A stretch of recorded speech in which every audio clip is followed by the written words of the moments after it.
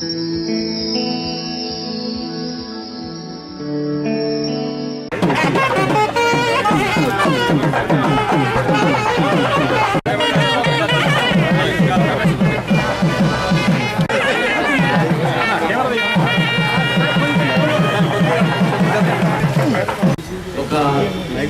Project.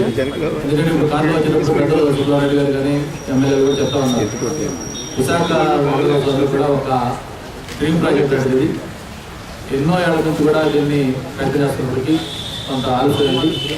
మొత్తానికి ఈరోజైతే ఒక సాకారమైన ఏడ దాదాపు 1.5 ఏకర్స్ సైట్ ఇది. 20 కోట్ల రూపాయల ఎస్టిమేట్ తోటి దీంట్లో ఒక 5 కోట్లు జీవీఎంసీ బ్యాలెన్స్ కూడా దాంట్లో మొత్తం 2 ఫ్లోర్స్ బిల్డింగ్ ఉంది. ఆ ఇన్వెస్ట్మెంట్ చూసాం 1100 sitting capacity plus 3 convention theatres halls, అవి ఒకటి 180, 75 and 80% రేటుగా, ప్లస్ మినీ ఎంపీ థియేటర్ ఒక 40% ఉండేదాన్ని ఒక ఎంపీ థియేటర్, ఇట్లా ఇవన్నీ కూడా ఉండేట్టుగా ఒక కాన్ఫరెన్స్ దీన్ని ప్లాన్ చేయడం జరిగింది. మరి మనం ఫస్ట్ చెప్పుకున్నట్టుగా ఒక ఫాస్ట్ గ్రోయింగ్ సిటీ, ఏషియాలోనే ఫాస్ట్ గ్రోయింగ్ సిటీ, హైదరాబాద్ క్యాపిటల్గా ఉన్న ఒక ఫైనాన్షియల్ క్యాపిటల్ ఆఫ్ ఏపీగా ఉన్న సిటీ విశాఖ. మరి ఇటువంటి దానికి ఇటువంటి ఒక కల్చరల్ సెక్టర్ ఉంటే బాగుంటుందని చెప్పి అందులో సుబ్బారెడ్డి గారి గురించి రంగవన శాసనసభ్యులు మొత్తం అందరం కూడా గౌరవ ముఖ్యమంత్రి గారికి, అలాగే రెవెన్యూ మినిస్టర్కి, మున్సిపల్ మినిస్టర్స్కి అందరూ కూడా చెప్పి దీన్ని తోటి వాళ్ళు కూడా శాంక్షన్ చేశారు. రోడ్డు కరెంట్ రోడ్డు గతంలో నేను పార్లమెంట్ సభ్యుడిగా ఉన్నప్పుడు ఇక్కడి నుంచి మామూలు పెడతా కట్టడం జరిగింది. ఆ బ్యాలెన్స్ రోడ్ అనేది 4 lanes రోడ్డు దాదాపు ఒక 12-13 సంవత్సరాల నుంచి పెండింగ్ ఉంది. వైజాగ్ టు భీమిలి అనేది ఒక హాట్ లైన్, ఎందుకంటే చాలా చాలా ఇంపార్టెంట్ రోడ్ అది. ఈ మధ్య మనం చిరంజీవి గారితో కూడా ఒక సెంట్రల్ గవర్నమెంట్ టూరిజం ప్రాజెక్ట్ కూడా మనం ఆ రోడ్లను మనం అనౌన్స్ చేయడం జరిగింది.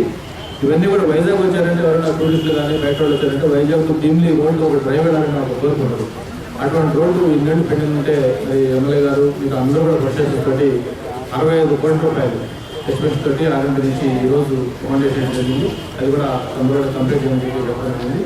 పట్టణానికి చక్కని ఆయుర్వేదం రావాలి, కళా పార్క్ చాలట్లేదు, హైదరాబాద్ తమిళ పార్క్ లాగా మంచి కావాలని ఎన్నో స్థలాలు చూసాము. నేను కూడా సొంతంగా డొనేట్ చేసి కట్టాలని కూడా ప్లాన్ చేశాము. కానీ ఏది కూడా స్థలం ఏదో సరిగ్గా దొరికేది కాదు. మరి అభివృద్ధి ఎంఎంపీ కాలనీలో చక్కని స్థలం, మరి ఇప్పుడు గంటక్షణ చెప్పినట్టుగా చాలా సరి తీసుకొని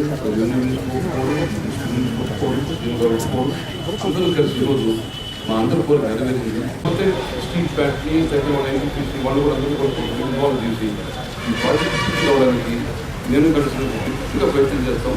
దాంతో కూడా మాకు వెంకటరామయ్య గారు